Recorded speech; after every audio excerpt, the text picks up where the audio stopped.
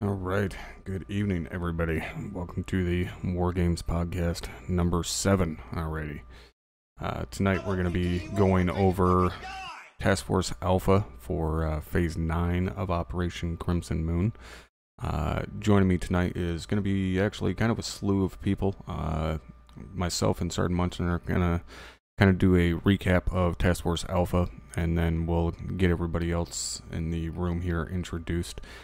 So starting things off for Phase 9 for Task Force Alpha, I was Zeusing the operation with now Master Sergeant Avery as Captain Soto, who is the normal primary Zeus operator for Task Force Alpha. He actually needed to fly. He was covering for Lieutenant Barba. So I stepped in to Zeus for the operation.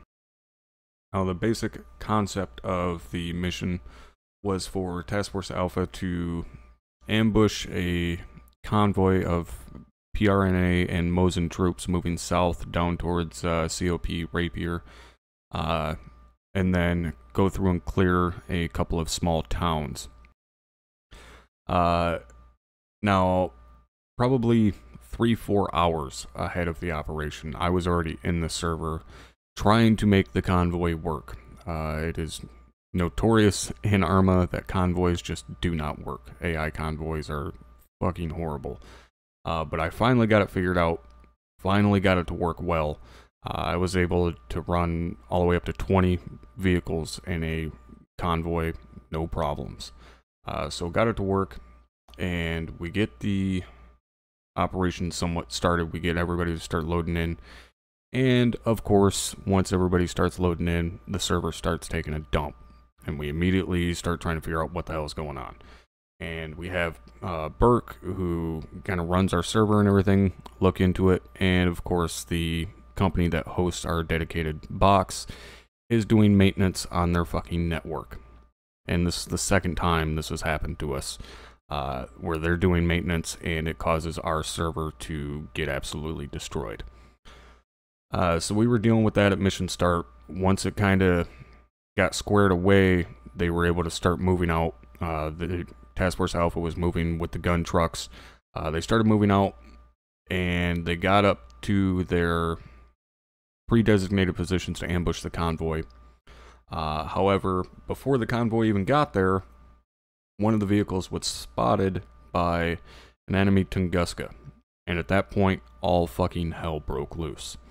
The Tunguska pretty much immediately destroyed the vehicle that it spotted, and then I went into overdrive trying to get the convoy to react, split their formation, get the troop transports to split off and start unloading troops and so on.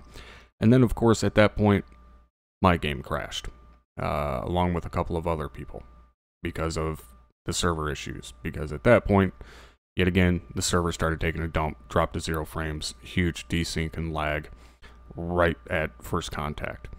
So obviously I missed a lot of what happened with the first contact because I was not there. I was trying to get back into the server.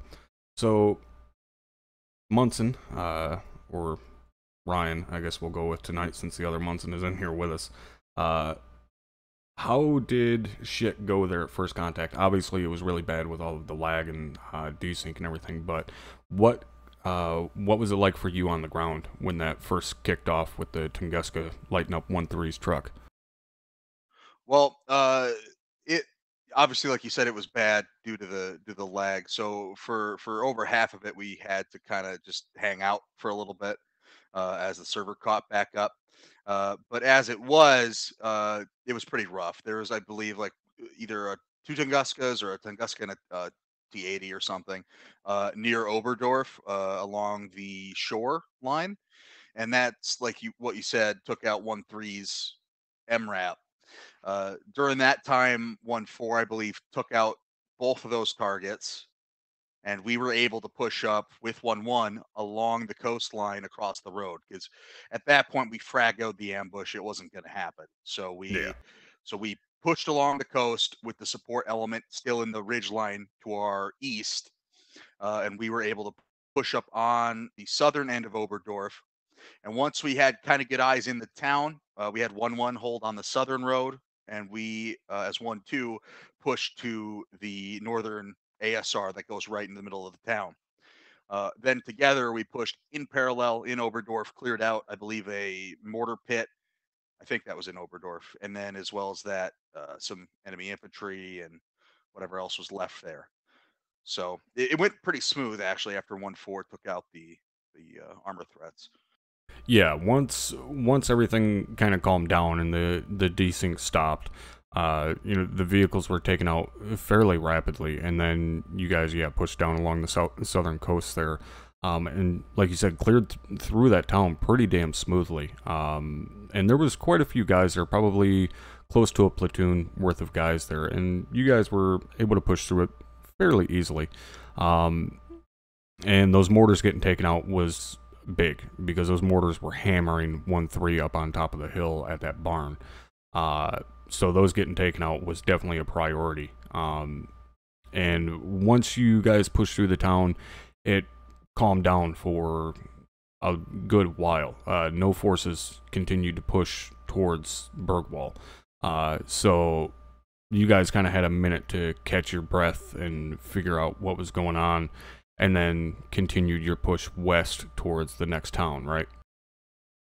Yeah. So after Oberdorf, we moved northwest out of that town, through sort of a field. There was kind of a small field there with some light rock cover, and at that point we pushed out about a quarter of the way to the next town, whereas 1-1 was still, I believe, partially in Oberdorf, and I think they got hit by another set of mortars at that point. Um, so what we did is we had myself and my medic go help out 1-1 because they just got wiped with mortars. Uh, Back closer to Oberdorf. So me and my Mike went and did that. And while that was happening, Havoc 5, Lieutenant Hammersmain, was still trying to push up, closer to Hutwell. So I detached the rest of my squad from me and attached them directly to him, so that way he can have some sort of protection and they can keep moving. And then I went and helped out 1-1 and got them back on their feet, and then we continued the assault up the coastline to Hutwell. We did though cross the road at about hill marker 26, kind of in the middle there between the two towns, and got into a nice tree line to hit Hutwell from there. Yeah, and there was actually a point that I remember before you guys had moved to Hutwell. Um, there was also a mortar pit in Hutwell that started hitting. I believe it was 1-1. I'm not positive though. Set up around the little church there on the western end of that first town. And as Zeus, I put 3 or 4 salvos around that position, and nobody fucking moved. Like, they stayed hunkered down behind the walls of the church, thinking that was gonna save them for whatever reason. So, like, the 5th salvo, I dropped it right on top of their heads. And sure enough, it was a big, nasty fucking situation, MCI and all of that good stuff. And that was one of the biggest flaws I had seen the entire night, was guys just not moving from that position after being mortared 3 or 4 times. And then once that was taken care of, then you guys were able to move on to Hutwell. Now, once you guys got towards Hutwell, essentially the 2 elements of the task force were split by quite a ways. The Overwatch element was off on that hilltop there, and then you had the guys down in the town. Now, the element in the town really didn't have too tough of a time from what I've seen. They were able to clear that out pretty well. But the Overwatch element was pretty much constantly getting flanked the entire time they were there. And to the point, like, guys were getting up, inside of 50 meters of them, getting right on top of them. And there was a couple of situations of MCIs there, as they were getting flanked by, a platoon plus of infantry sometimes. And then once you guys finished clearing out the town of Hutwell there and turned towards the 3rd and final town, and started pushing up that direction, that's when troops started coming not only from the third town, but also from your guys' northern flank, and also coming back from kind of the southeastern flank. So you guys were basically getting hit from 3 sides all at once. And there was, like I said, multiple times that they were able to get pretty goddamn close. And how was that for you on the ground? Were you involved in any of that real close contact? Yes and no. So that's kind of the trick of the situation, was trying to stay one step ahead of the enemy there, keep our tempo up. So as the support element was getting just hit hard in the forest there between RP2 and RP3 OW for them, they were just getting smashed, like you said. So during that time, I kind of took charge a little bit of the assault element, and I told 1-1 what we need to do. So we pushed north to this other little bayside town that's not labeled. We cleared out that area, wasn't much enemy infantry. And then at that point, 1-3 and 1-4 were getting hit so hard in that tree line, we decided to do like a sickle cut flank maneuver on them, on the enemy there, to relieve some pressure off of our support element. So what I did was we had 1-1 kind of hold at RP3, or near to RP3 in that forest there.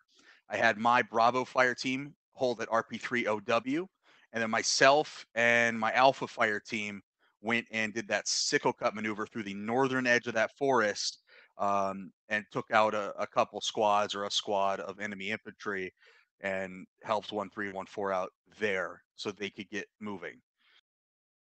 Yeah, and at one point there, I know 1-4 got flanked pretty bad. They were sitting back a couple hundred meters behind 1-3 and 1-4, and they got flanked, and all but one guy from Havoc 4 ended up getting dropped in that engagement. And I remember hearing Havoc 1 come over platoon net saying that somebody needed to get back to 1-4. They had a mass cast. And there were still guys right on top of them. So when I believe it was 1-3 that responded, when they got back there, like, they were immediately engaged as soon as they got to Havoc 4's position. And as far as I'm aware, they only ended up losing one guy from Havoc 4, which was actually quite goddamn impressive, considering the amount of guys that Havoc 4 went up against. And, you know, they lost all but one dude as far as guys going unconscious. And 1-3 being able to pull back, respond to that, and eliminate those guys that were left and get everybody but one guy back up was pretty goddamn impressive.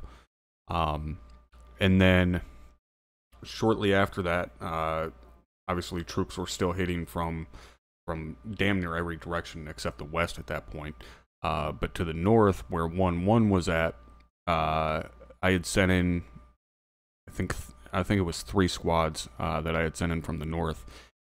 And for whatever reason, after Havoc 1 HQ had ordered everyone to pull back to support 1-3 and 1-4 and Havoc 4 at that point, 1-1 decided to push further north and move across the road and start pushing deeper into the trees, which was really not a good idea because, as I said, I had sent 3 squads from that direction, and they had no idea that there was 3 full squads bearing down on them. But luckily, they had a fucking guardian angel in the form of Thunder, because Thunder spotted them and immediately got on the radio with Dagger and was telling them, hey, get them to pop green smoke and start pulling back. I'm going to bring this in right on top of their heads. And they did. Luckily, they were able to pull back enough, pop green smoke, and Thunder brought in 2 gun runs that were, 50, maybe 75 meters away from them. It was right on top of them. And that saved their ass. That broke the enemy enough that, I, as Zeus, started trying to pull the AI back, because I know if I were in that situation and had fucking 30mm Gao rounds hitting that close, I'd be getting the fuck out of there. So the enemy started pulling back from that point, and then that's when you guys got the order to continue pushing up towards the third and final town there. And I knew that there was nothing there, obviously. I had already radioed Task Force Commander and let him know that they'd pulled out of the town. But you guys were given the order, to move up there, clear it out, stay vigilant. And you guys got up there, and it went obviously very smooth because there was nothing there but a bunch of civilians trying to flee the town.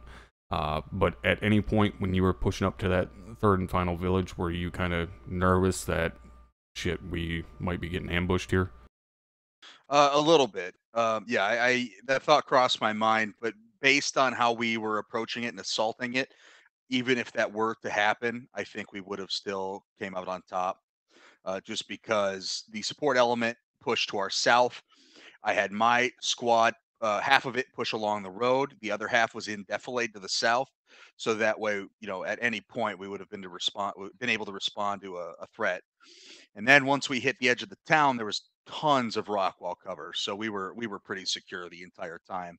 And then once we hit the edge of it, and when one was there and the support element was there, we hit the northern side of it. So we were going clockwise. One was going counterclockwise, and we both swept through it. Obviously, there was nothing there, so it went pretty easy. So we swept through it, cleared out what we needed to clear out, and then we hunkered down at both T intersections. Um, and yeah, it went smooth as far as the clearing of that. Right, and that's Soto in the chat asking if those two gun runs were air medal worthy. I think Soto is the only person I know that we can give him the medal above the one he was asking about, and he still wants the lower medal.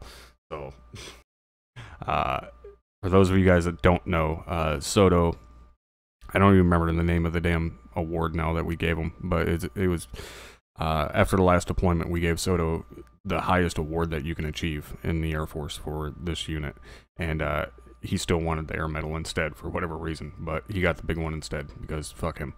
But yeah, oh, there you go, 3 steps above actually. See, he's in S Force or in A&D, so he knows the stuff better than I do. But yeah, so you guys pushed into the town, cleared it out. Obviously, there was nothing there, and showing how paranoid we are sometimes. Soto, through his TGP, called out that there was a kill house in the center of the town there where they'd been training. It wasn't actually a kill house; it was just a building that was under construction, and all they had done was poured the walls. But it did look like a really nice kill house, which kill houses now are in areas. You can actually put down pre-built kill houses, which are really fucking nice.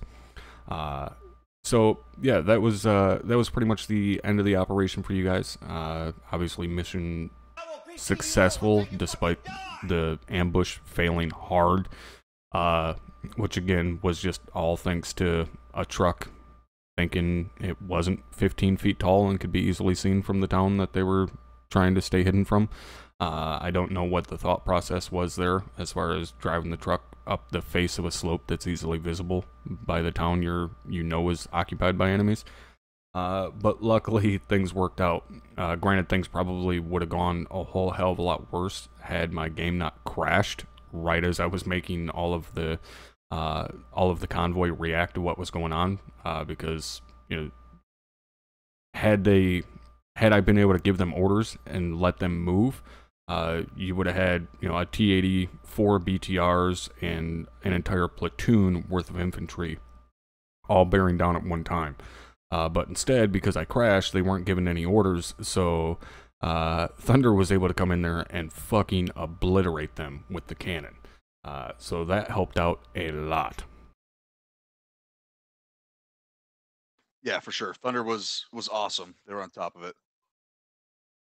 So that being the end of the operation, what I want to get into now is, as I said at the start, we have kind of a slew of people in here tonight. What we're going to be talking about tonight is not only one, getting to know the guys that are in here with us tonight, but also talking about some of the things that we have learned in the unit and how we apply them. Not only in game, but also, things that transfer over to real world, and stuff that we've learned here that you can put to use, again, not just in game, but, in your normal everyday, working environment. And yes, Melis, there is also a lady in here, but I still stand by the fact that L. Munson has bigger balls than half of you guys, so I still call her a dude. That being said, we'll go ahead and cut to L. Munson, or La Munson, as we call her. Lindsay, where did, obviously we kind of know where you found out about the unit, but what got you into ARMA and into the 506 in general besides Ryan? Well, majority of it was Ryan in general, but as far as I was friends with kind of 1-4 specifically before I joined, so mainly like Sergeant Sam's really talked me into it and showed me a couple of his videos, and it was, I don't remember what he was at the time. I think Corporal Greger. He had took a 2-for-1 on a BTR, and I was like, oh, I can do it better Oh than him. yeah, because So you would come in and hang out with us every so often in TeamSpeak and just hang out and bullshit, play other games and stuff. So like you knew a lot of the guys in 1-4 before you were ever in the unit. yeah, I did. So yeah, that was the main thing, is I wanted to prove Gregor wrong, that I could do it better than him. Have you gotten a 2-for-1 yet? Yes, I have. Good job. So I personally remember when you came into the unit because me and Ryan had a really good time with it, mostly because of when you went through OSUT. Now, obviously, already knowing a lot of the guys in the unit, and you know, kind of knowing how things worked, you got through recruit training. Who was your recruit instructor? Was it me or was it someone else? Oh, it was Captain Soto. Okay, so it was Soto. So obviously you didn't have a terrifying impression in recruit training. That's, you know, that's not Soto's style. And then you got to me in OSUT. Yeah. Now, at that point, obviously you already knew who I was. And pretty much every day I was getting, you know, Ryan telling me, dude, she is so fucking nervous. She is so nervous. Were you genuinely nervous about going into OSUT with me as your instructor? 100%. I was originally supposed to have Lewis as my instructor, but he like went on his honeymoon or something, so you took over. And then it ended up so I could finish like OSUT in a week, so I transferred over to your class again to finish. But no, I was extremely terrified of you, even though that we would hang out like not on official terms. Extremely terrified. Yeah, and I remember, and yeah, as guys are saying in the chat there, yes, it was. What was it? Last night was yours and Ryan's anniversary. Yeah, Yeah. it was. Yeah, so everybody, make sure you, when you see him, give him a congratulations on that for not having killed each other yet.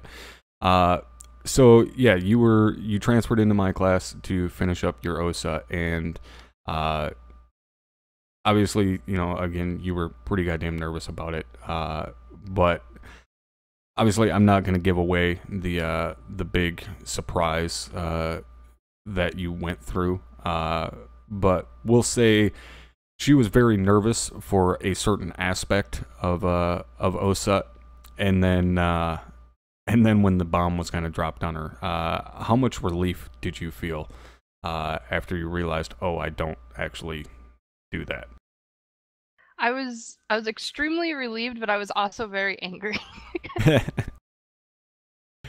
Yeah, so we kind of, I know at least Ryan not so much put the fear of God into you, but was kind of getting you more and more amped up for it. And then just nothing happened. So we had a pretty good laugh about that one. So you got into the unit, you know, graduated OSA, got into the unit, obviously came to 1-4. And when you got into 1-4, actually, by the time you got into 1-4, I was already gone at that point, wasn't I? I had moved up to platoon sergeant by then, right? Yeah, Ryan was the squad leader at that point. And there happened to be one spot that had opened right as I graduated. And you immediately came in and went to Charlie, correct? I was Delta assistant under Okay. Wade. Okay, so you came in and went armor right away. And then you've been in 1-4 your entire time in the unit, which has been how long now? Over a year and like a couple months. Yeah, and I actually remember your 1 year in the unit because for those of you that don't know, Lindsay thought it would be a good idea to remind me that it had been 1 year since she joined the unit. And Lindsay, what happened when you reminded me that it had been 1 year that you had been in the unit? Oh, it was the worst mistake. You pulled everybody in the conference room and made them sing happy birthday to me. Yeah, so for those of you that think, hey, I should let everybody know it's been 1 year since I've been in the unit. Yeah, well, if I get wind of it, I'm immediately going to call an all-hands meeting and make everyone there sing you happy birthday. So you may not want to do that. And Lindsay found that out the hard way. So been in 1-4 the entire time. Ryan ended up moving over to 1-2 squad lead, which we talked about the last time he was on here. And you moved up and took Havoc 1-4 as squad lead. And how has that experience been for you? You feel like you've learned a lot in your time there? It's been great. I've definitely learned a lot. Even like before Ryan switched over to 1-2, I definitely had to step up quite a few times because I was 2 IC, and I thought that I was like, yeah, I got the squad lead thing 100% down, but no, I'm definitely still learning. And it does come with a lot of new challenges, but it's also really rewarding and fun getting to train your guys and teach them things that you were learning at the beginning and now you get to teach them. So yeah, there's a lot of kind of not necessarily behind the scenes stuff, but just stuff that you end up doing that squad leaders don't really talk about just because it's not really pertinent information.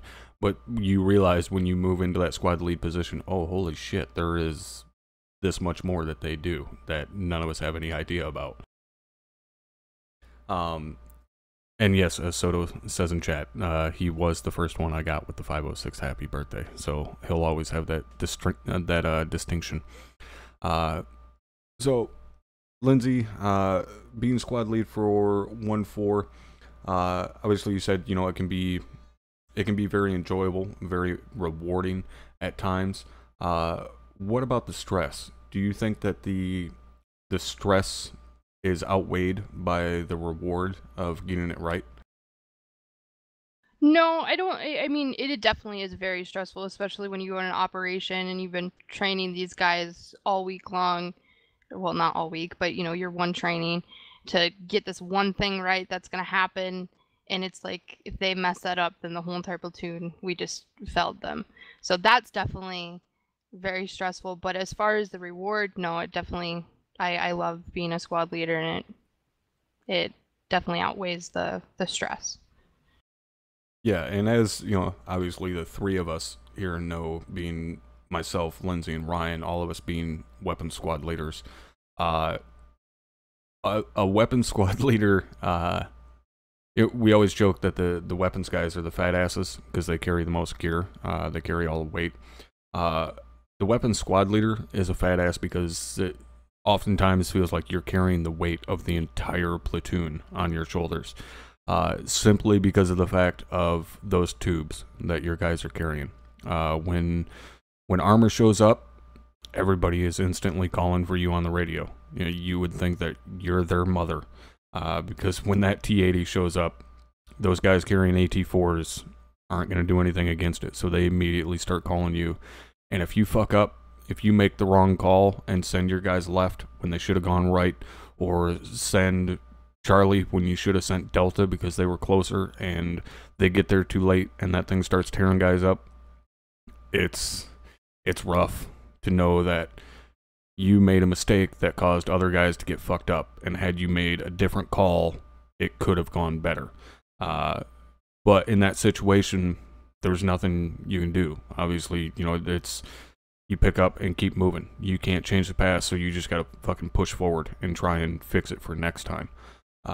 So yeah, not only being a squad leader, but being a weapons squad leader can be incredibly fucking stressful. Obviously, especially when you're going up against a large amount of armor. Now we also have with us another weapons person tonight. And I guess tonight's just kind of a weapons night, with the exception to McCoy there. But tonight we are also joined by Corporal Margiota.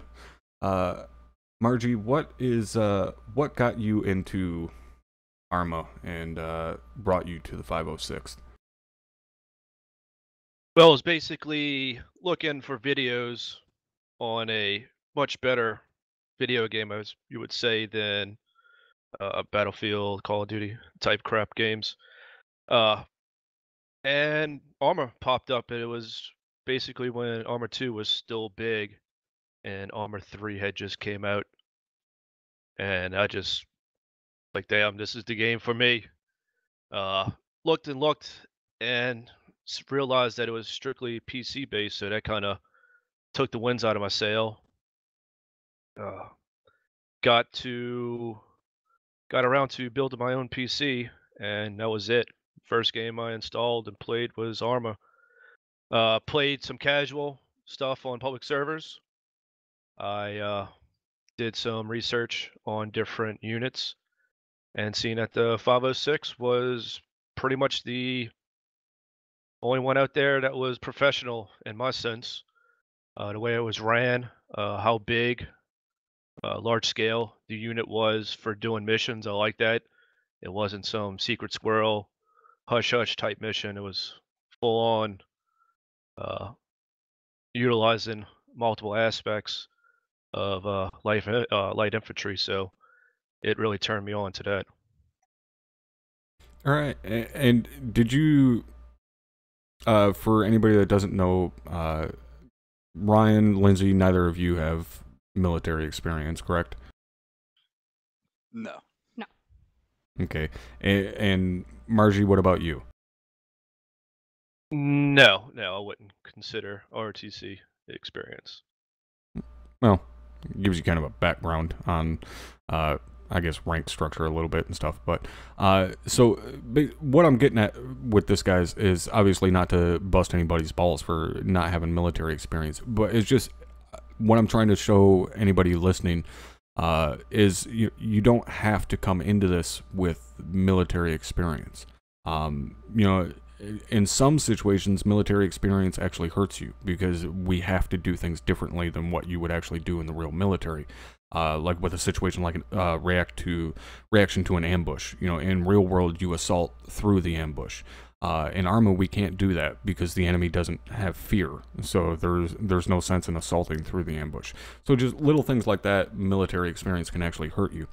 But even with no military experience, you can learn so much in time here, you know, provided you put in the time and the effort, that you can still find yourself in positions where, you know, you're responsible for quite a bit, you know, whether you're a squad leader or Margie, you're Charlie team lead, correct?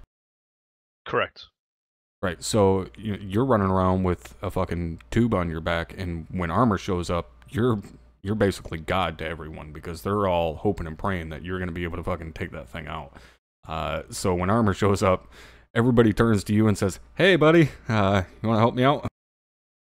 And just how you were talking to Sergeant Munson earlier, how even the smallest mess up really affects you personally. It being a game and all, but still you do take it personally when you have a platoon running with you and the air asset are the only two that could possibly take out that target, and you mess up royally. You really, at least I do, I take it to heart, and it pushes me to strive to be better at what I do, but it definitely weighs on your shoulder. Yeah, and I think that's one of the very distinctive things about this unit in general is the camaraderie that everybody has, and you know, taking things personal like that makes it feel that much more realistic because guys do actually give a shit about each other, and that helps not only in, you know, the feel of the game, but also in making guys, like you said, push harder to be better. That personal aspect definitely comes into play with it. Now, Margie, when you came into the unit, you originally came in, obviously went through recruit training. Do you remember who your recruit instructor was? Yes, I do. That would be Ryan Munson. Was my recruit. God, I'm sorry. It wasn't that bad. don't sugarcoat it just because he's in the same room with you. And who did you go through OSUT with? Was it me or Lewis?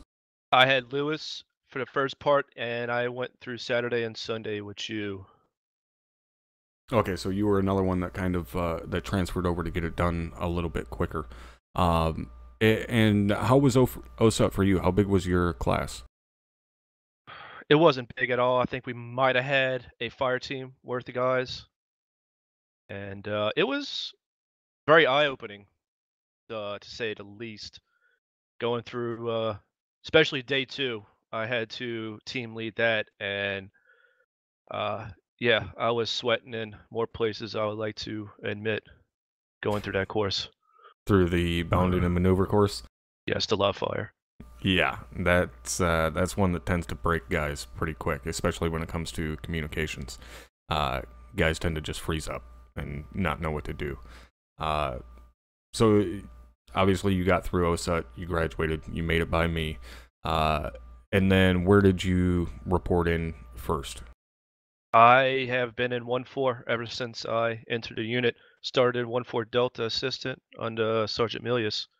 And I got to give him a lot of praise. He definitely showed me the ropes on being in a unit. He definitely helped me out. So, if you're listening, Milius, much love to you. But I stayed in 1-4, and I've moved up in the ranks, promotions, went up to 1-4 Charlie, team lead, section lead, and had joy of working with Sergeant Munson as my team lead, squad lead, and then Sergeant L. Munson took over. So I've had the fun. Yeah. So you're another one that's one of the 1-4 babies. Been here, been there, I should say, the entire time. Which I don't know. Maybe it's because I was a weapons squad leader for so long that just is kind of the people that that I attract and kind of hang out with or associate with. Because now, not only are you Charlie section lead for 1-4, you have a secondary billet. And your secondary billet is what? I am the, guess you would technically say, assistant OSUT instructor with Corporal J.E. Smith, who is roughly in charge. It's kind of a delicate subject right now. It's a joint thing. Yes. So you're now an OSUT instructor yourself. Correct. So in actuality, you haven't been necessarily in the unit a long time. You haven't hit your year yet. You're still, E4. So it really, in actuality, wasn't that long ago that you were in OSUT yourself, but now you're an OSUT instructor. And do you think that it has been a benefit for you to be an OSUT instructor? Do you think it's made you better at your job as a team leader, not just as a weapons guy, but as a team leader in general? Oh, definitely, by far. If you take any billet, any position you have in a unit, and you actually want to learn from it and strive to be better, like I'm just not going through an OSUT class teaching them and just mindly reading something off of a paper. Everything I'm saying is coming from mind, and it's keeping me sharp on top of teaching some new privates coming into the unit themselves on how to conduct themselves. Yeah, and that's that's something I mentioned a while ago on a previous podcast, was that if you want to be really good at your job, no matter if it's rifle squad, weapon squad, team leading, team member, whatever, if you want to be really goddamn good at your job, then you need to teach it. And what I mean by teach it is, like you said, not just mindlessly reading off of, the document that we provide you guys with, but getting involved with it, relating it to real situations that you've been in the game, and going through the exercises yourself and the repetition of it, doing it week after week after week after week. And that's why, guys may wonder, why why I might be so sharp on things like fire and maneuver and be able to look at something and say, well, you need to move that way and not move that way, and you need to send these guys and not these guys. And it's not just a matter of experience. It's also a matter of I've been teaching it in OSUT for 2 years straight now.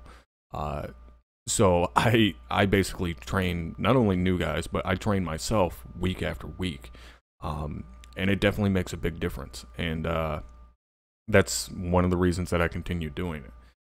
Is it's impossible for you to really slack when you're teaching it every single week. And is that kind of how you found it? Is, you know, you can't, it's hard for you to let your own standard slack when you're teaching it to other guys?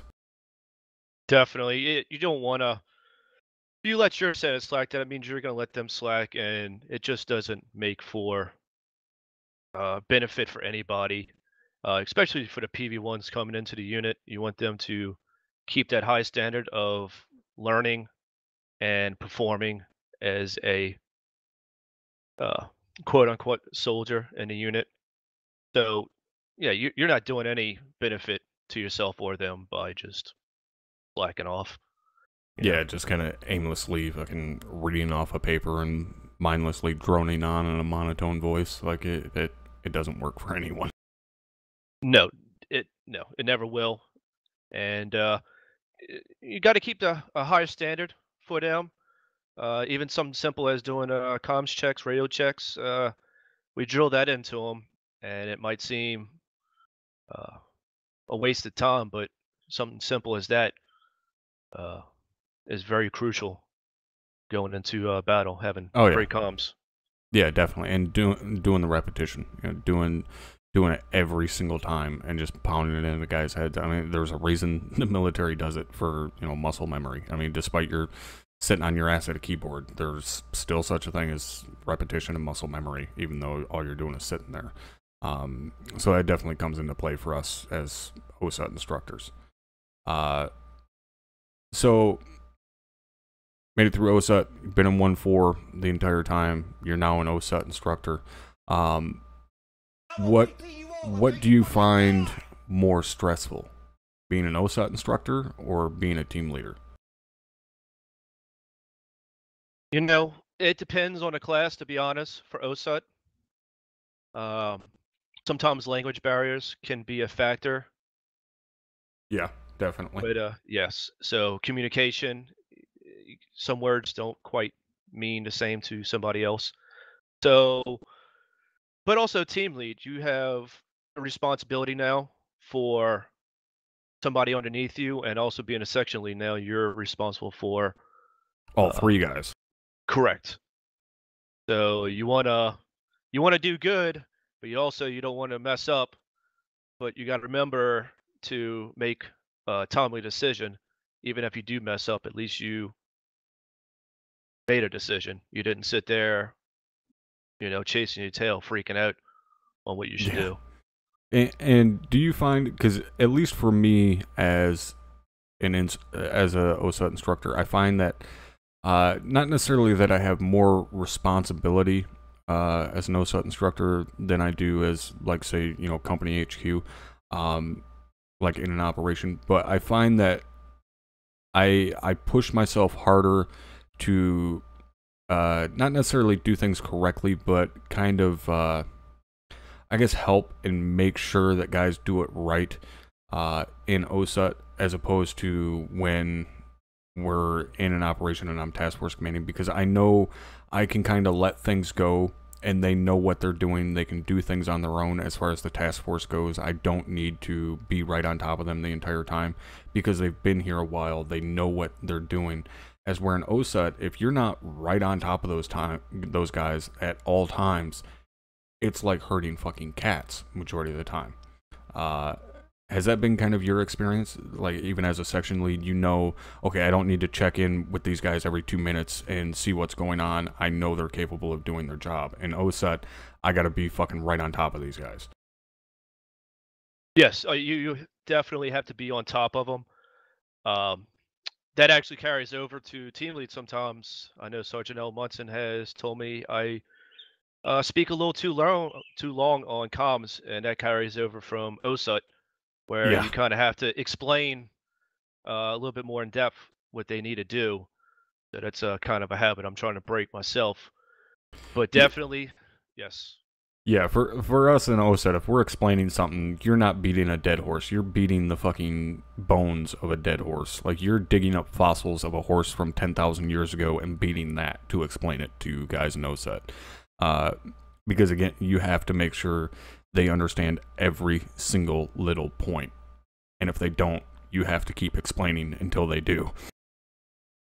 Definitely, yeah. If we could, I would have 4 more hours of OSUT a day to get the information that would make them battle worthy. Yeah, definitely. For what little time that we actually have to instruct guys in OSUT, we could definitely use more, for sure. You know, a couple hours per day definitely isn't enough. So, moving on from there, I guess the youngest guy, as far as unit time goes, joining us tonight is Private McCoy. Private McCoy, how did you come across not only ARMA but the 506 in general?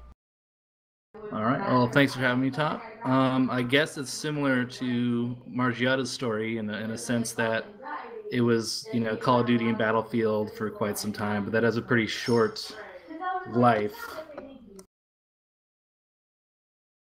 Hold on one second. All right. Well, McCoy's trying to figure out who's trying to have a knife fight in the background. So one of the other things I want to talk about tonight, as I said at the start there, was kind of what we've learned throughout our time in the unit and how it applies not only to in-game but how it can apply to real world and some of the different aspects that we use.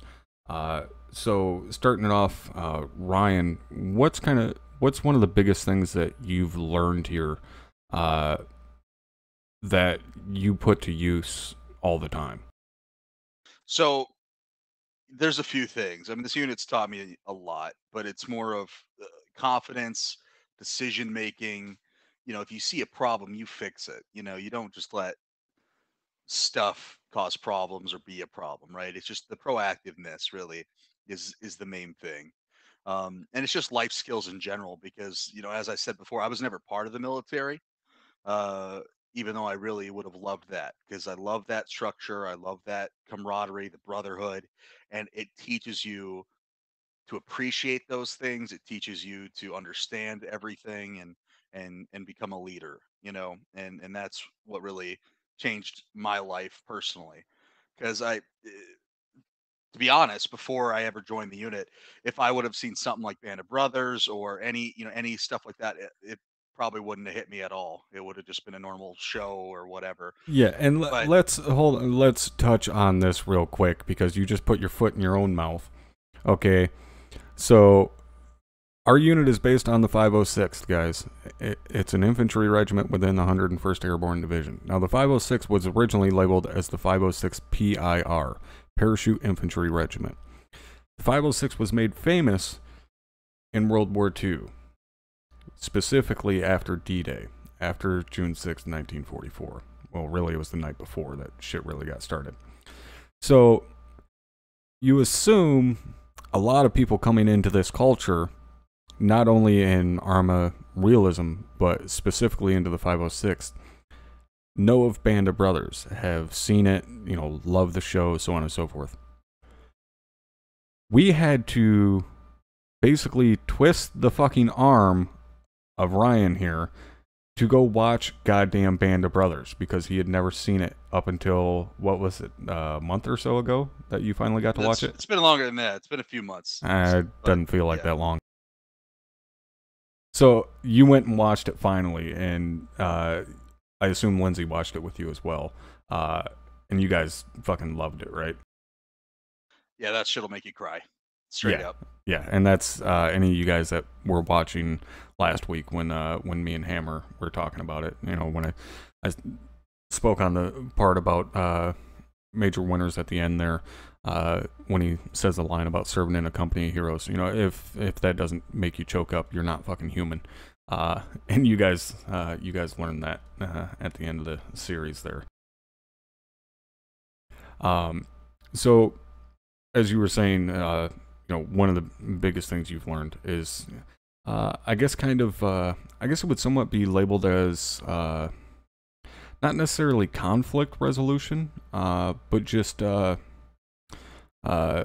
crisis management, I guess, if you will, to put it in kind of a business terms. You know, if there's a problem, just put your head down and fucking take care of it. You know, don't sit there and necessarily worry about it, or, you know, take weeks trying to figure out what you're gonna do. Just fucking put your head down, solve it. And as Soto said in the chat, definitely, you know, don't let the little things go. And that's one of the biggest things that we preach here is you can't let the little things go, because that shit just festers. And that definitely applies to real world. You know, for I think anyone, that would apply to real world. If you want not necessarily a favorable outcome, because it may not be favorable, but if you need a fucking outcome, you know, sitting on your hands sure as shit isn't going to do it for you. So you can't let the little things go, and you just got to face it head on. You know, no matter how good or how bad the outcome may be, at least it's fucking done and over with, and you move on to the next thing. And obviously, Ryan, you've, you know, kind of learned that and applied that to not only in Arma, but apparently in real life too. Yeah, absolutely. It teaches you a lot about being on top of things. Again, being a leader, that kind of thing. And then also, as far as the brotherhood portion of it, it also teaches you a lot of empathy for guys that have served. And like I said, before I was here, I probably would have watched Band of Brothers, and you know, I can't say for sure, but maybe I wouldn't have got as emotional as I did about it. But now that I've kind of been here, and I've seen what people have gone through in real life in the military, and from what I've heard, and it hits you really hard because you know what people are losing, you know. Yeah. And with some songs and some other stuff, they just fucking hit you like a truck when they talk about stuff like that. So it teaches you empathy, teaches you leadership, it teaches you everything, and that's why this is a home for me. You know, this is like a family to me as well, because it's great. Well, I think that's one of the reasons too that you know, that a lot of us are so close, and it's not even that like we hang out with each other like face to face every day or anything like that, but we talk to each other, you know, on a fairly regular basis. A lot of us know what's going on in each other's lives. You know, we know about anniversaries and birthdays and kids being born, and, you know, just different shit like that. We know that about other unit members, and that does a lot to build the camaraderie and getting to know each other, and also being there for each other when people need help. You know, probably the biggest example of that is what has gone on over the last week with Captain Soto doing the cast for PR. You know, we talked about it on the last couple podcasts, and, you know, I'll say again, when I talked to Soto the Saturday night before, I told him, you know, you're not prepared for what's gonna fucking happen, and obviously he wasn't. I had an inkling of how well it would do. I never would have guessed that it would go as far as it did, but I knew it was going to go well above and beyond any expectations he ever had. And the reason I knew that is because I know the caliber of people that are involved in this unit, and not just the people that are in this unit, but when I say people involved in this unit, I mean people like LaRue, who is not in this unit, but is a very good friend of a lot of us. And, you know, he did a lot for the cast for PR, and I know that his generosity could never be repaid in the amount of thank yous that any of us could give him. But that's the type of people that this community attracts, is those that are so selfless and you know, show humanity towards each other because of the common bond and the kinship that is built, with a unit like this and like-minded individuals. So I would definitely agree that, that empathy is built from the camaraderie that we have. And that's shown not just in, the cast for PR, but also, just in normal everyday hanging out. Somebody's having a problem at home, got into a fight with the wife, or, they're having a hard time taking care of the electric bill that month or whatever. If someone even mentions something like that in passing, they will have 15 motherfuckers on them instantly saying, hey, how can I help out? What do you need? I got your back. No matter what the situation is, someone will be there to help out.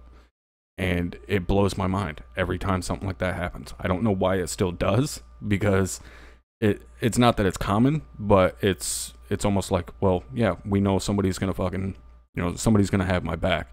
But it's surprising every single time something like that happens and guys step up above and beyond what you could ever imagine. So those being some of the things that you've learned to apply, not only in ARMA, but in real world. Lindsay, what about yourself? What's some of the stuff that you've learned here that, you've maybe didn't necessarily think you would learn? And how do you apply that? Well, for me, I mean, I'm still working on it, to be honest, but confidence and being a leader and not so much a follower, the units definitely taught me in real world type things. I grew up very, kept to myself and got bullied as a kid, so I wasn't very confident, and that the units definitely helped me with that, with being more like able to, yeah, because now you're a tell badass. people what I think. Yeah, so I definitely, that's one thing that it's taught me, and also the family part of it. I mean, the unit is my family, so I mean, just being there for other people in the unit. Now I might not know them personally, but I know them by talking to them every day. Yeah, and it's and very quickly, Taco, thank you very much for that $20 donation, brother. Thank you for the continued support to the channel. Greatly appreciate it. You're also a member of the fucking 506 family, although not directly. You've been here long enough to at least be a second cousin. But yeah, the confidence thing, and that's another thing that Ryan also brought up, and as well, the confidence that it can give you, especially being in a leadership position here, because in actuality, that's what we do, is we train leaders. We don't train people to follow. We train people to lead. Everybody at some point in time is expected to be able to lead, just because that's the way we train. But the confidence that it can give you being in that position and taking on the responsibility that you have as a leader, that confidence can, definitely translate to more than just ARMA. There's many situations, whether it be at work, whatever, where that confidence can come into play and really help you out. And it not just make you, I'm not saying, that it makes you like more of an A-type personality where you're more assertive and stuff like that, but also just give you the ability to socialize with someone and just be able to say, hey, and hold a conversation with people. I mean, I definitely know I'm not exactly, surprise, guys, I'm not exactly the most social fucking butterfly out there. Majority of the people I don't want to talk to because I think they're fucking retarded. But if it wasn't for this unit, I wouldn't be streaming gameplay. I wouldn't be doing a fucking podcast right now where, I'm talking to 50 people. Yeah, I'm not looking you guys directly in the face, but I still know you're there. I still know you're listening. And if it wasn't for this unit, I wouldn't be doing any of this. So confidence definitely comes into play quite a bit from the unit. And again, it's not just stuff that you do here and whether or not you should give order A instead of order B. It's stuff that comes into the real world as well. And I know there's been many members here that have talked about their ability to make a quick decision and be confident in that decision has come into play while they were at work. And if it wasn't for their time spent in this unit, they would have never been able to make a decision like that. So that's definitely a big factor for us. So going on to Margiota, what about yourself? What's some of the things that you've learned here that maybe you didn't necessarily expect that you would? I would say for myself, definitely better communication skills. That's definitely something you need being an OSUD instructor alongside a fire team leader. You just need to know how to talk to somebody, get what you need done out so that they do it. Some people react to words a little bit differently than the others, so I definitely would have to say communication. I think leadership for everybody that wants to be in a leadership role inside a unit will find that this unit will benefit your leadership skills and how you translate them into the real world. Yeah, and touching on that communication aspect, not just in being able to deliver words clear and concise, but like you said, you're in the difference of communication, and kind of one of the things there is obviously when I talk to people, I'm not necessarily soft-handed, believe it or not. As I often joke to guys, my name is not Willy Wonka. I don't sugarcoat shit. But that's not the style of everyone in the unit. And I don't think it would be good at all if that was the style of everyone in the unit. Like I think that would be a horrible fucking place if everyone talked like I do. That would be pretty shitty, honestly. You have to have kind of that mix of, good cop, bad cop, if you want, or fucking mom and dad, whatever label you want to put on it. But you, obviously being a military, setting, you need to have, yes, there has to be that hard ass that always yells at people and is always pissed off, and I'm perfectly fine with taking that role, because apparently I'm pretty good at it. But you also need those people that aren't necessarily pissed off and angry and aren't yelling, but at the same time are just as respected.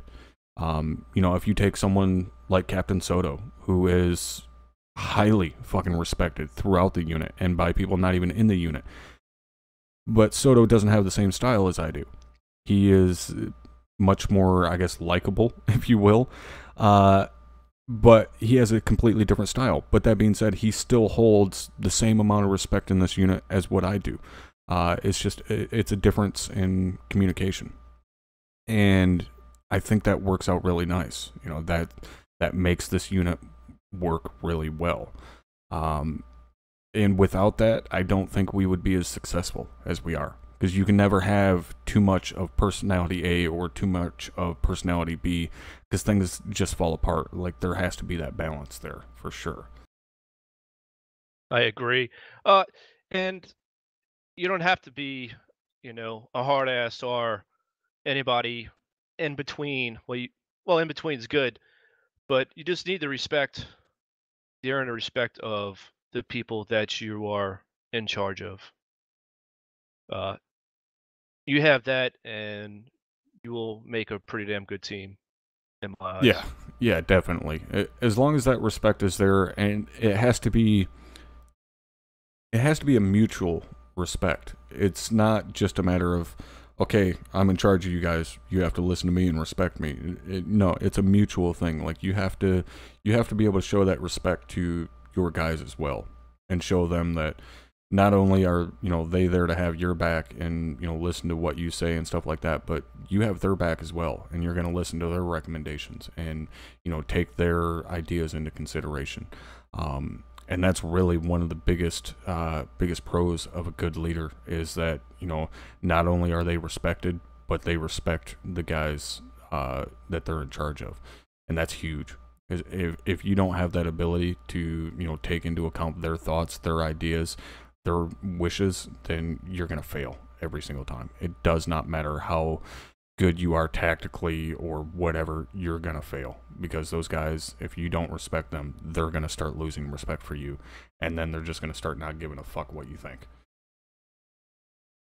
Yeah, you hit the nail on the head, Top. There's pretty much nothing to add to that. I mean, respect's earned, it's not given. Yeah, definitely. Now, McCoy, have you gotten yourself fucking squared away over there yet? I have. Thank you for asking. All right. So going back to originally, McCoy being, I guess, kind of the new kid on the block, how did you come across Arma? What got you into it, and what brought you to the 506th? All right. Well, as I said, similar to Margiotta's story, you grew up playing Call of Duty and Medal of Honor and all that stuff, Battlefield.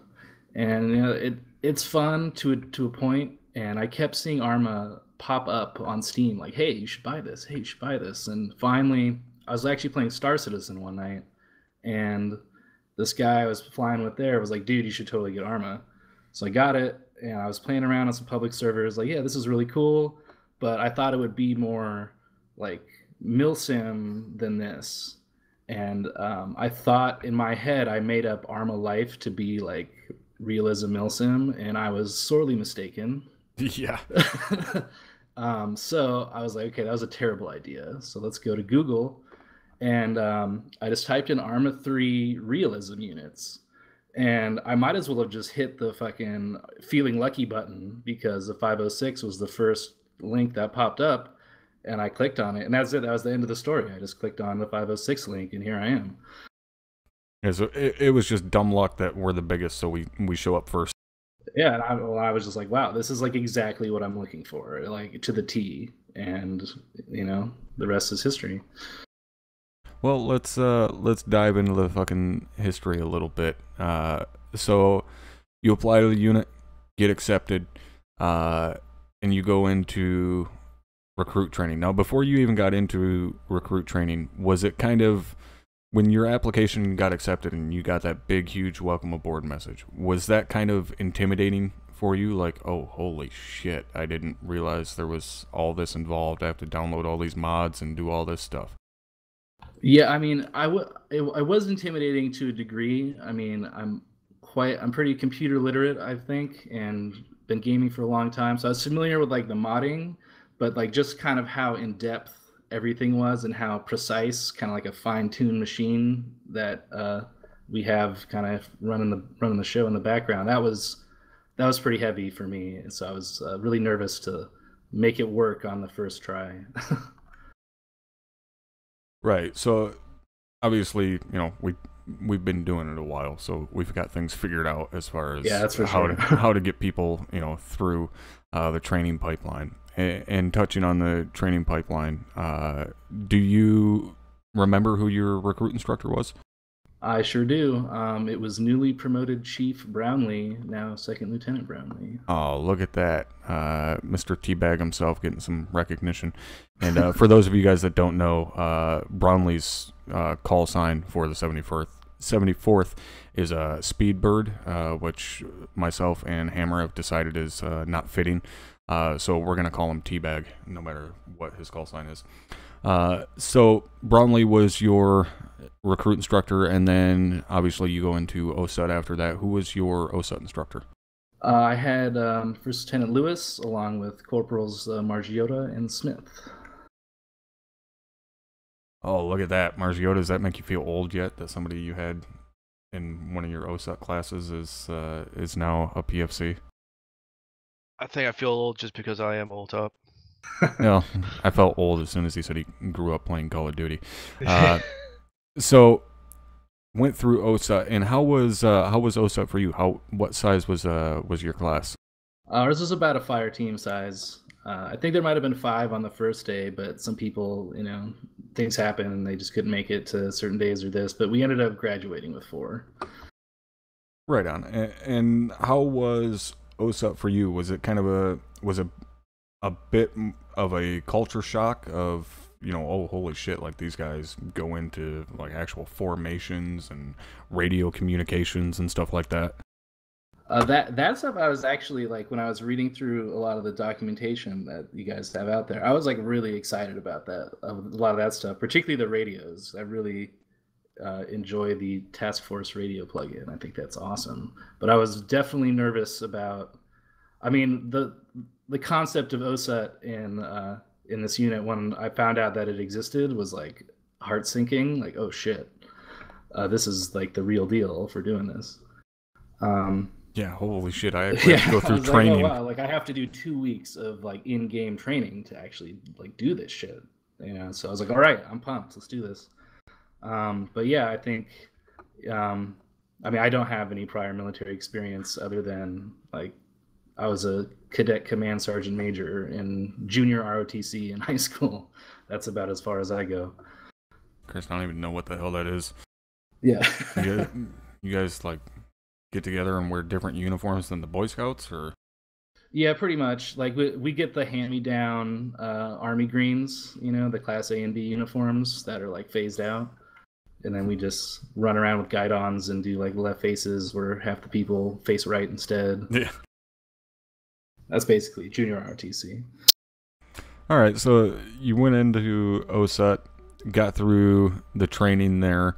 And then where did you report into from OSUT? Well, actually, so I graduated I'm trying to remember exactly what day. So I graduated on Thursday, and the day before I reported in, there was a Task Force Alpha operation, and I got slotted in as a fill-in with Havoc 1-2, and I got billeted to 1-2. That's actually kind of what happened to me way back in the day. Is I graduated OSUT on a Sunday, and I already knew at the time that I was wanting to go to Havoc 1-2 Bravo because it's the only open rifleman spot that there was in Havoc 1, and I ended up filling in for Havoc 1-2 Bravo that night in the rifleman position. And then as soon as the operation was over, I put in my request to report into Havoc 1.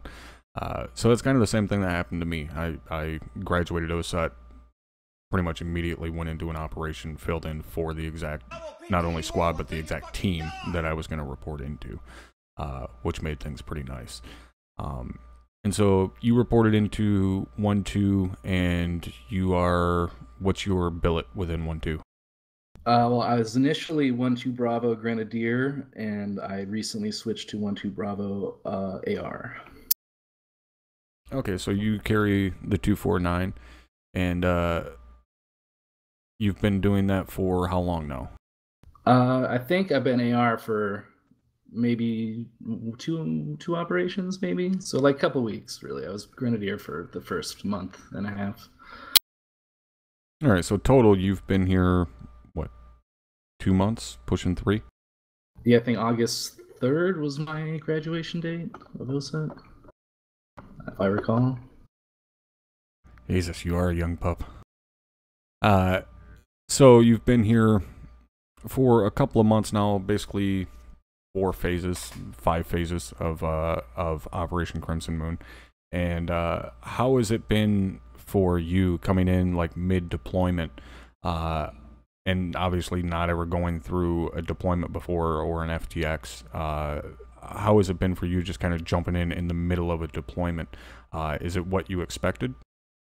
I don't really, now that I think about it, I don't really know what I did expect, looking back, but it's been at times quite nerve-wracking, especially like if I have to step up as 2IC or something like that, just kind of, it gets a little overwhelming at times, but everyone that I run with has been holding my hand very well, so I got to thank them for that. But yeah, I don't know. It's been a lot of fun. I've had a blast, like every time, like all the time when I'm here. Now, in the time that you've been here, has there been anything that you've learned that maybe you didn't expect you would, or stuff that you've learned that you've kind of translated over and used in real world? Yeah, absolutely. I mean, I guess again to touch on the like personal leadership skills and just kind of like personality, building yourself and building up personality traits in a positive way. Just like the overall concept of leadership kind of has seen like a paradigm shift, you know, of like what the meaning of leadership really is. And it's not just you're in charge of people, you know, it's so much deeper than that, that I've, you know, really learned that a lot of people in the world don't really understand that concept as a whole. And they do a great job of teaching that here.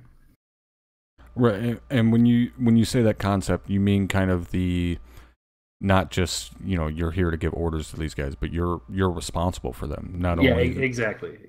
Yeah, not just, you know, you tell them what to do, but if they fuck up, it's your fault. You know? It's on you. And like, you know, it's really, I mean, in work, it's like just being here, even though I'm not technically in a leadership position, you know, just learning how to own your mistakes and just like be like, yeah, that was me, that was my bad. And, you know, the learning that the worst that's going to come from it is if you don't own your mistakes. Yeah, and that's why a lot of the times, you know, guys may think it's kind of a dick thing to say, but oftentimes, like when I bust somebody's balls on something and they say, "Oh yeah, I'm sorry, my mistake," I'll always tell them, "Well, yeah, no shit, it wasn't my mistake. I didn't do it." That's why. Is, you know, you're responsible for your own fuck ups and the fuck ups of the guys you're responsible for. So you don't need to tell me it's your mistake. I know it's your fucking mistake because I'm not the one responsible for it. You're the one that made the fucking mistake. So, yeah, right. You know, you're kind of speaking redundantly there. So that's actually that's the next thing I want to go into. And it's something that you kind of touched on was communications and, you know, what we do as far as not just communicating on the radio, but just kind of our even normal everyday talking to each other, to people in our normal everyday lives. Something that I've noticed from being in the unit, and hopefully all of you guys have noticed as well.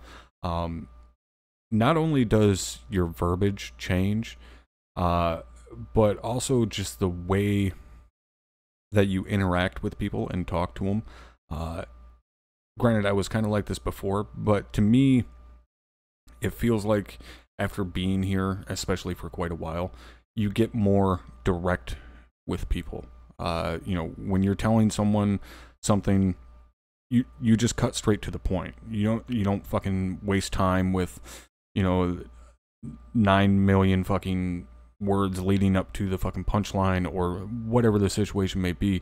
You're much more direct. If you want someone to do something, you say, "Hey, do this, go."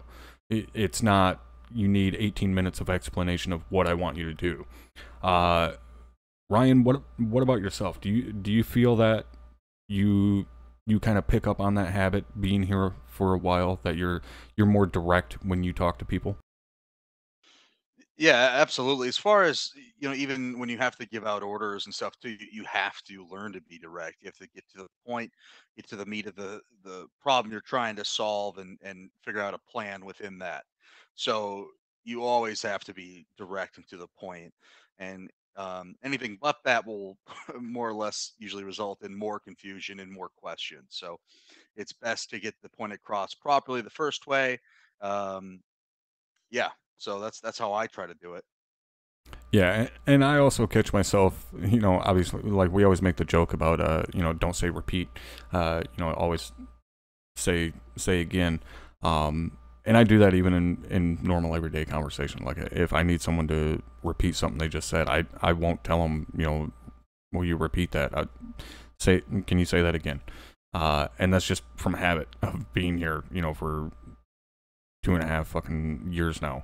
And same goes for, you know, like my brother and I had a running joke that, you know, he would message me or something and say, "Hey, I'm doing this. Do you want me to fucking pick you up a monster or something?" And, you know, I'd just message him back, "A-firm." And he'd message me back and he'd say, "Roger, out." And he doesn't even play Arma or anything, but he's heard me playing Arma a lot. So he knows what proper pro words and shit are. So it's a bit of a running joke in my family that, you know, I still use pro words and shit like that in normal everyday conversation, and people actually know what the hell they mean. So, Lindsay, what about yourself? Do you find yourself kind of interacting with people differently because of your time in the unit? Definitely. There's sometimes where I have to stop myself, like from saying Right. certain different things. Like, I don't know. I mean, working, as like, you know, giving cards out to people, like not saying Vic, like just different things like that. Or when you hear someone say repeat, it just like you just cringe. Yeah, it makes you cringe a little bit, no matter what. Yeah. I do that anytime I'm watching LaRue's stream. If one of his guys say repeat on the radio, I know that, you know, they're not told to not say repeat, and I have no problem with that. But still, anytime I hear someone say that word, I feel like a little shiver go down my spine. Yeah, definitely. It just, I mean, even just like talking to my parents, they'll say different things, and I'll say something, and my mom will be like, "What are you talking about?" Like, yeah. So what about you, Marciota? Do you find it kind of changing the way you interact with people? Oh, definitely. Besides the pro words, I'm dealing in construction, electrician, and I'm starting to say tree instead of three now a lot, and I get weird looks from people. So Oh, look at Margie busting out the phonetics. yes, so it definitely it changes your vocabulary and also just the way you act in general with people. Yeah, I actually did that one night. Myself and my brother were putting together a TV stand. You know, one of the fucking where each different pieces has either has a different number or a letter or so on. And we're putting it together, and I'm reading out the piece letters to them in phonetics. You know, saying Alpha, Bravo, Charlie, and all that. And my sister-in-law is just sitting there staring at us like we're a couple fucking helmet-wearing retards. Like, what are you guys doing? Like, it's fucking phonetics, all right? There's a reason the military uses it. It works. And what about yourself, McCoy? Do you find yourself interacting with people a little bit differently after being in the unit for a little bit? I mean, I've only been here 3 months, and I am like pro-wording it up at work all the time. Like people just look at me so weird now. But I also do a lot of like camera operating and technical directing for like just different internal video shoots. So I'm using the radio a lot to like communicate different kind of like camera commands to people. And I've started using phonetics and stuff like that now. And actually everything's been going way smoother because they can understand everything that I say instead of just being like, wait, what was that word again? Like now they just know. And it's been very beneficial, actually. He's over here directing the camera like right 50, up 20. Oh, yeah. No, I'm like pan left 45. Let's go. Come on. Yeah, and that's one of the things that really impresses me with the unit is not only the usage of pro words, because obviously pro words are important. You know, there's a fucking reason the military uses them. But the ability for people to pick up on them, use them correctly most of the time. I'm not going to say all the time, because guys still somehow can't manage to do a proper fucking radio check sometimes. But everybody's ability to kind of pick up on that and start using it fairly competently is very impressive. And then on top of that, you know, I guess I would say the discipline that everybody has, and I don't know if it's just a matter of everybody being of kind of the same mindset and they come into this wanting that discipline, and that's the reason they come here, or if it's just kind of drilled into everybody so much. But the reason I bring that up, the discipline aspect of it, is not that long ago, I was hanging out with some of the guys that I race with in Assetto Corsa, and there was a bunch of guys in the channel, and people were just fucking constantly talking over top of each other, which just drives me absolutely insane. And it's also something that I noticed when I was wanting to get into the DOJ stuff, the GTA 5 RP stuff, where they RP as cops and stuff. I got into the DOJ community, And it was kind of the same thing. There was just constantly fucking people talking over top of each other. And I was relating that story to the guys I was racing with in Assetto, and one of the guys is like, well, you can't control people you know, in TeamSpeak like that. Like, you can't just tell everyone to be quiet and everybody's just going to sit there silently. And I was like, no, actually, I beg to differ, because I've got a community of a couple hundred people that I could put every single fucking one of them into a single TeamSpeak channel, and everybody would be mid-conversation, and I could say one time, lock it up, and not a single fucking peep would be heard. And I think that's from the discipline that's kind of drilled into everybody. And I don't know if any of you guys have been in any other type of communities, not just ARMA communities, but any type of community. But have you guys ever seen that kind of discipline anywhere else in any other community? I haven't. Not at this scale, no way. Not even close. Yeah, never. Yeah, I can't think of any, even when I was doing Warcraft and doing like very hardcore raiding, and when I mean hardcore raiding, I mean 16 plus hours a week. It still wasn't that disciplined. I mean, there were points, obviously, where we were all completely fucking silent and the raid leader was the only one speaking. But it wasn't, you know, if we were on off time, like if we were in between pulls taking a break or something, everybody would just be talking over top of each other. And, you know, when the ready check went out, then people would start kind of quieting down and shit. But never in any other community have I seen the type of discipline where we can have, you know, 60 guys in a fucking debrief and one person speaking at a time, and never any more than one person speaking at a time. It blows me away when I go to another community and they can have, you know, 4 or 5 people all trying to talk at once, and just nothing is getting done. And I'm like, how in the fuck do you guys function like this? It makes no goddamn sense to me. And like I said, a lot of that I think is due to the discipline that we have here, and it's a big part of that is the comms discipline.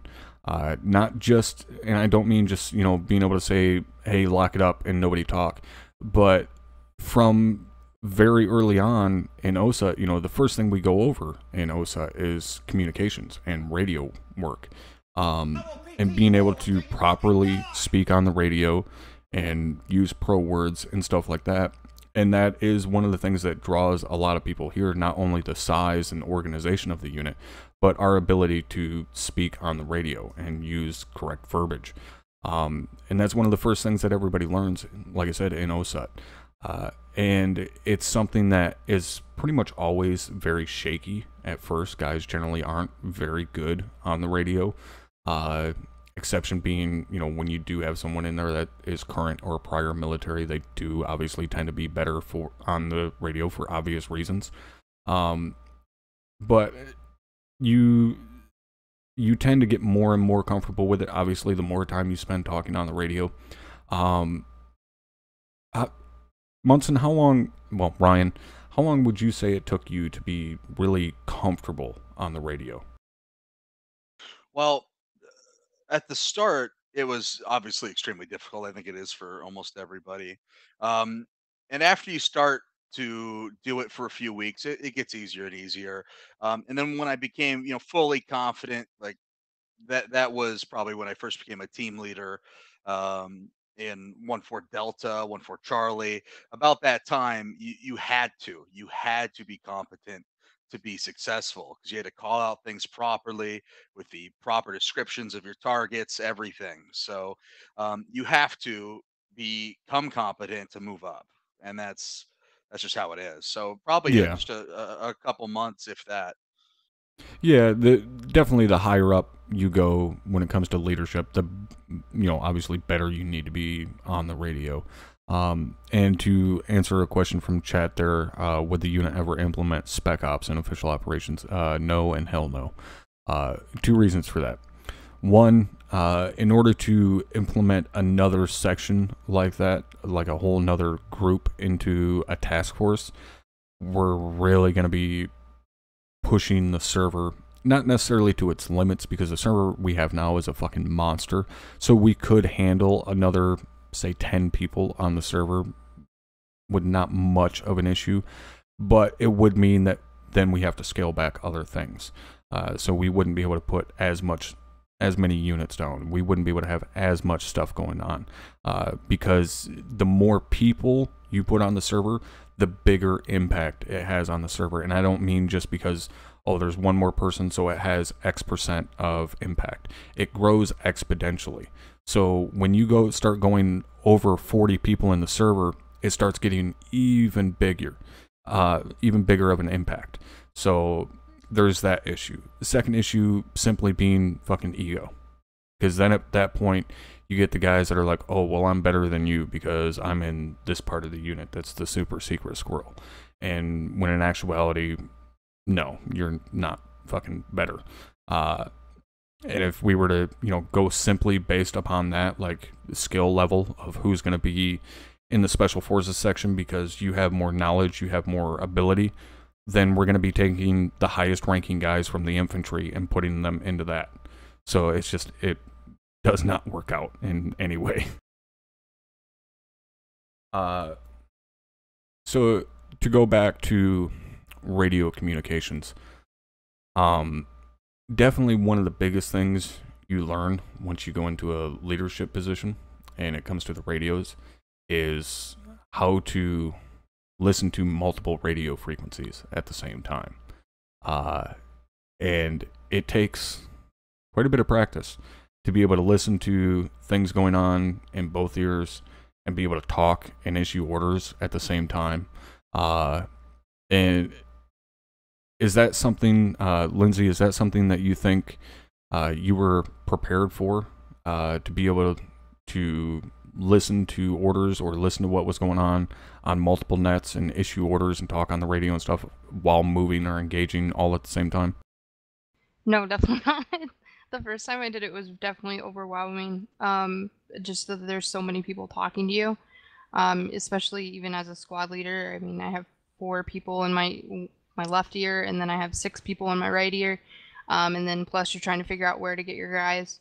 But it just comes with just repetitive, just keep doing it, and you just learn to like phase out pretty much everything but when you hear something key that you need to listen to.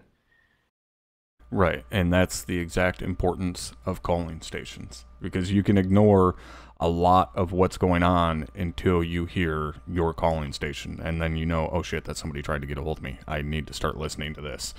But yeah, it's definitely a skill that takes time, and it's a skill that some never master, to be able to listen to multiple radio frequencies at the same time. I know one of the biggest things that helped me to be able to do that was being an OSUT instructor, because when I have, a big class, like the one class I had that was 20 people, I was listening to all of their team nets plus squad net and instructor net at the same time. So I was listening to like 5 or 6 radio frequencies at the same time, which was absolute chaos.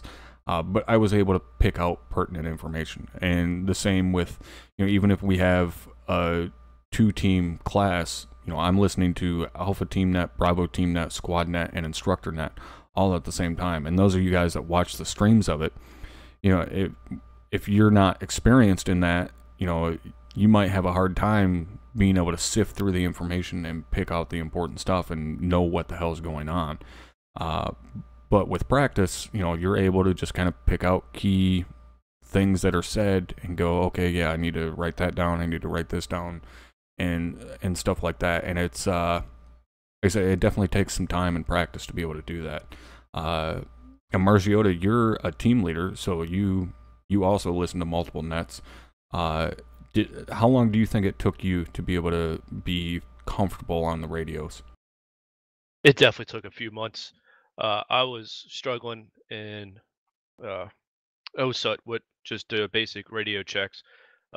Just being a civilian, that's nothing I've ever had to do ever in my life. And pretty much that day, it's like, okay, well, this is it. You're learning radio checks, and as basic as it is, I struggle with it. But it did take a few months to grasp talking on a radio and also listening to comms. Yeah, and the repetition, even with like the radio checks, like I can rattle the radio check off in 5 seconds, but I've been doing it every single week for 2.5 years. So it's one of those like, and that's why I even tell guys on day one of OSA, when they're doing their radio checks, I make them stop and start over if they fuck it up. And I tell them by the end, hey, it's not a huge deal if you can't do it perfectly yet. Believe me, you're going to get a ton of fucking practice. And I'm not kidding, because you're going to do it every single fucking time you load into a server. So it's definitely something that obviously a lot of the times guys are very shaky on it at the start. And it takes time to learn, but it's one of those where it's not... Speaking on the radios and working multiple nets and stuff like that isn't something that really falls under common sense. It's not common. It's not something that you do in normal everyday life.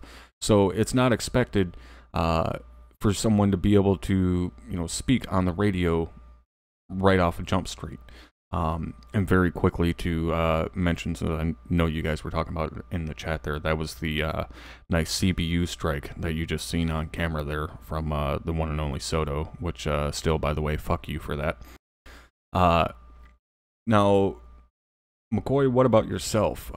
You only being a team member, you don't have to monitor multiple radio frequencies yet. Do you find yourself on the radios? Do you feel comfortable on the radios at this point, or do you think you still need some work?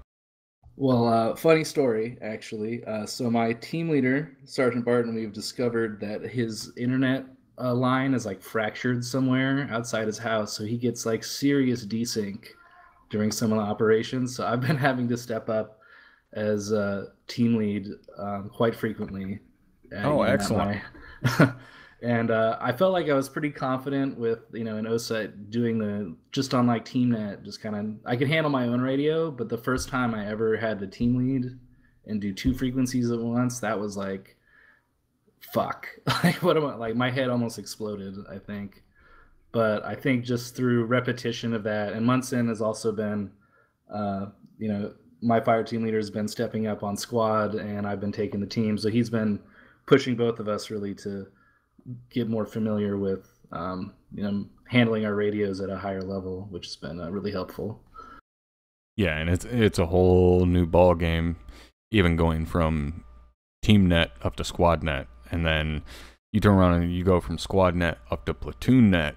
That's when it really gets crazy, because platoon net is where shit really goes down. And it as Lindsay was saying earlier, that the first time you step up on platoon net, it's like getting hit in the face with a brick, because you're like, holy fuck, there are so many people talking one after another, and there's so much information being sent. How in the fuck does anybody keep track of all of this?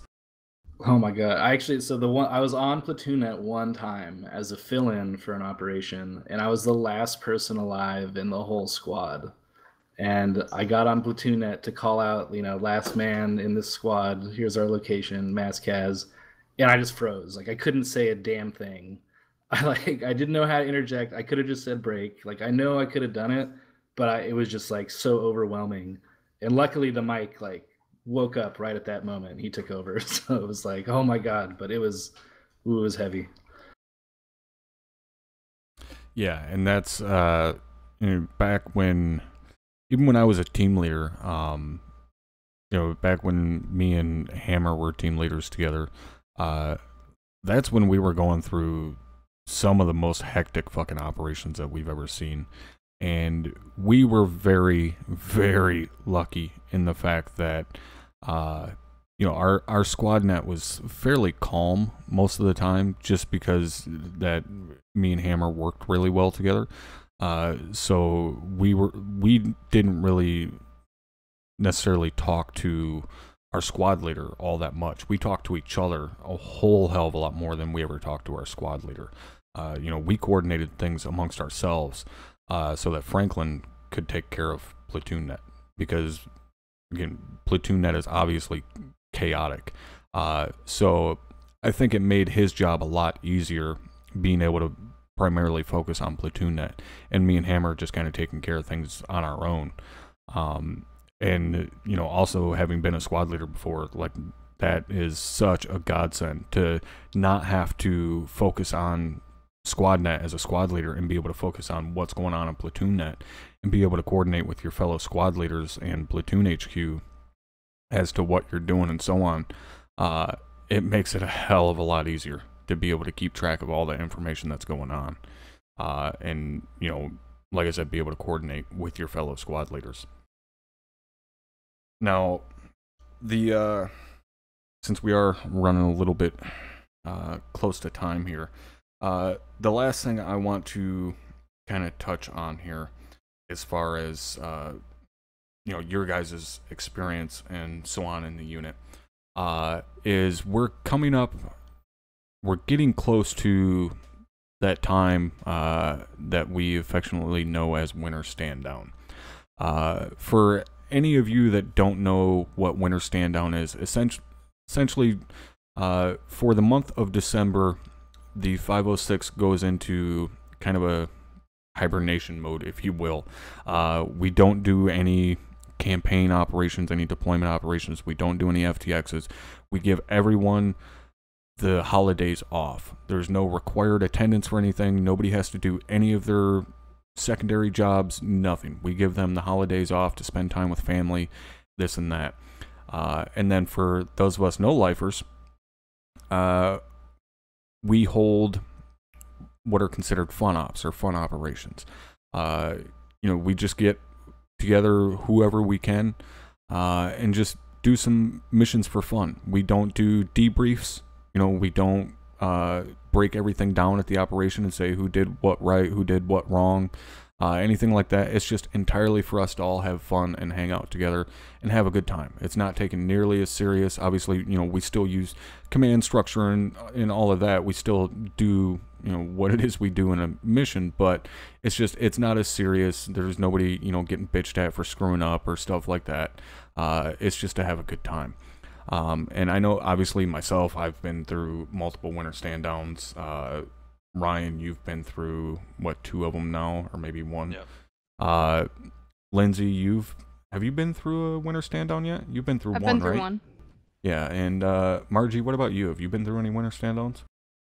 Negative. This will be my first. Okay, so this will be the cherry popper for you and McCoy. I myself, I love Winter Stand Down. I love the missions that we do during them. The last couple we did Operation Trebuchet missions, which is the Halo mod for Arma.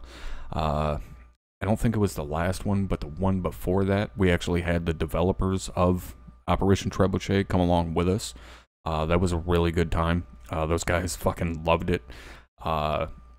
So, Munson, Ryan, for you, what do you think about Winter Stand Down? Do you enjoy the Winter Stand Down missions, or would you prefer we just like keep everything up and running as normal and do like normal operations? Yes and no. I do enjoy the break because it's a change of pace. It's fun. It's a let loose a little bit. I mean, obviously, you still need to be professional and follow the structure, but it's still a change of pace that is nice and fresh. Um, but in the same sense, you do start to like miss the normal Yeah, you start to stuff. miss it. Yep, and so there's always that. So I think if we did, you know, more than just the Halo stuff, and I think we maybe did that too. I think we did some World War II, maybe. Yeah. I don't remember. But if we did more of the World War II stuff, maybe some Vietnam stuff, just keep switching it up. That'd be cool. But otherwise, I enjoy it. I just yeah, I just wish there was some more stuff. Yeah, like a little variety. And Yeah, that's absolutely. you know, that's a good point. Like a little variety would definitely make it better. I think the only reason we've kind of shied away from like doing, you know, Halo this week and then Vietnam the next week and this and that is just to save on, you know, having to download all the mods, because, you know, we have to try and keep it as simple as fucking possible. But yeah, Soto says Sandy61. Well, you're not quite William Dafoe there, Hot Rod. And yes, I have seen Flight of the Intruder. So the break is definitely nice. And like you said, you do start missing it. And I think that's kind of the good thing about Winter Stand Down, is because everybody comes back kind of reinvigorated and like, yeah, let's fucking do this. You know, I miss doing the official missions. And what about you, Lindsay? Do you like the Winter Stand Down break? Yeah, I definitely like the break. It's nice to, you know, kind of not have to, you know, I have to be here for briefing, I have to do my squad training, I have to do this, you know. So that's definitely nice. But as far as like the mission, I'm not a big Halo fan. But I do like doing other, like, it gives me more time to do like other fun ops that other people host and different things. How dare you say you're not a Halo fan? I used to like you. Sorry. And yeah, that's another thing to point out, though, is it's not just the operations that we do from the S3 side of things, like our official S3 hosted stuff. A lot of guys do other various fun missions during Winter Stand Down. So there's constantly guys, you know, setting up Vietnam missions or, you know, Secret Scroll missions, whatever, during Winter Stand Down. So it's not just our stuff that we do. You know, there's a lot of other fun ops that go on during Winter Stand Down, which is always nice. And it gives guys an opportunity to schedule those missions on, you know, Saturday nights or Sundays or, you know, whatever, when normally they wouldn't be able to. Now, Margie, what about yourself? This being your, you know, your first Winter Stand Down, are you kind of looking forward to the break? Do you think it's going to be a good time, or would you prefer we just, you know, keep going on with the deployment and go straight into an FDX? I believe having a break is beneficial to everybody, even though you might not want it with some of the new people. It, not saying you get burnt out, but in anything you do, a break is good. Like you said, it will revigorate you coming back, and it just allows you to do other stuff. Mainly, I guess, see family you really don't want to see. Yeah. Yeah, and Sal, to answer your question as far as how long does Winter Stand Down take, it's usually right about 3 to 4 weeks. Just kind of depends on how calendar falls and stuff like that, but it's usually right about 3 to 4 weeks. So generally the first week, maybe the second week of January, depending upon, again, where days fall on the calendar, is when we come back. And what about yourself, McCoy? Are you looking forward to Winter Stand Down, taking part in some of the fun ops? Well, I got to be that guy, you know, because I'm so new, to be like, I just want to keep going. I'm gung ho still right now, you know. Right, so, you're not all fucking burned out and like, oh, let it end. Yeah, at the same time, I totally get it though, and I think it's a great thing, honestly, especially for some of the guys that are doing like S1 and S3 stuff. You know, I can see that getting like, you know, really bogging you down if you kind of have to do that over and over and over for extended periods of time. So I think it's a good thing, and I love the fun ops here that I've been in already. So I'm definitely looking forward to what's in store. Oh, and that's where I guess what's the word I'm looking for? Not immaturity. God damn it! What would be the wordage for this? Greenness. Yeah, I guess kind of greenness comes into play. S1 and S3 never get a break. We never shut down. There you go. Actually, I was going to ask if OSET still goes through the break. Yeah, it's not required. I'll say that it's never required for anybody to do their job during Winter Stand Down. At no point in time will someone be told, "Hey, you have to get this report filed," or "Hey, you have to run this class." Never gonna happen. But that was kind of an idea that I brought along with me when I got involved in S3 years ago. My classes don't shut down for Winter Stand Down. Just because we're taking a break doesn't mean guys coming into the unit are taking a break. Our applications don't close during Winter Stand Down. Guys are still applying to the unit. So if guys are still applying to the unit, my instructors are still getting them through their classes and getting them through that pipeline. So year round, no matter what, that training pipeline stays open. But again, if guys need a break, Christmas week, hey, I've got a fucking Christmas party to go to, I can't run my class, that's fine. Nobody's going to bust anybody's balls about that. Right. But in I've yet to have one of my instructors say I can't run my class at all during winter stand down. My instructors are absolute fucking badasses, and they will always do whatever they can to make sure guys are always coming into the unit. And the same goes for S1, and I know especially as Soto pointed out, S4 definitely doesn't get a break, because when we go in, S4 as well, but I mean S1 for awards and decorations definitely don't get a break, because when we get done with deployment, which is generally when we start winter stand down, that's when all the EOD awards go out, the end of deployment awards, which is when Soto gets to go into overtime as far as getting all the awards taken care of, getting ribbon racks updated, getting new guys ribbon racks, getting their infantry badges after going through the deployment. Winter stand down is probably one of the heaviest points of work for A&D, aside from like mid-year deployments and stuff like that. So you guys definitely put in a shit ton of work in S1. All right, so that, as far as winter stand down goes, there's definitely those of us that need a break from the normal operations and stuff like that, and like to go into winter stand down just to have fun and not take it so seriously.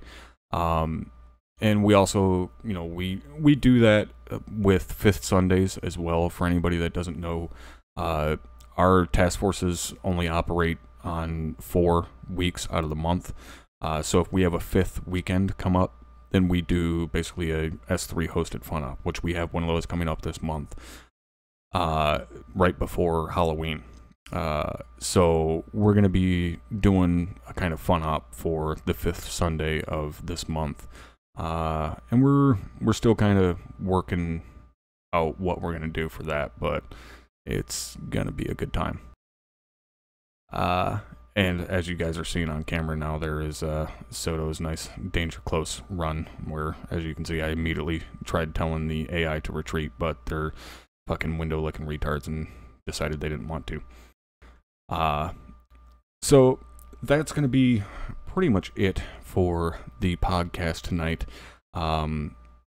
We touched on a lot of subjects tonight, got to know some of the guys in the unit that you guys may not already know, and got to go over quite a few things that maybe you guys may not realize about the unit, as far as some of the stuff that you learn here and so on.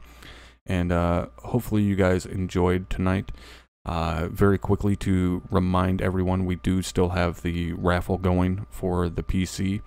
If you want to get involved with that, go ahead and type !raffle in the Twitch chat, and that'll bring up a link to that. Remember that every $1 equals 1 ticket in the raffle. And the winner for that will get drawn on the 20th of December, so you do still have plenty of time to get entered into that raffle. And also here shortly, in maybe about an hour, we will be doing the squirrel mission with my good buddy LaRue as Zeus. So make sure you guys return and join us for that. Those of you hanging out with me tonight, thank you very much for joining me. Does anybody have any last minute words they would like to give, or pieces of wisdom before we say goodbye to everyone tonight? Nope, just thanks for having me. Yep, thanks for having me. I got nothing else. Yeah, thanks, Tom. Yep, appreciate it. If any future 506s out there come in a group, come into this platoon, don't stay in the shadows. Make friends. Trust me. Yeah, except for with that Munson guy, he's kind of weird. Yeah, stay far away from him. All right, so that's going to be it tonight, guys. Thank you again for hanging out with us, and hopefully you enjoyed. And we will see you here in a little bit for the squirrel mission. Have a good night.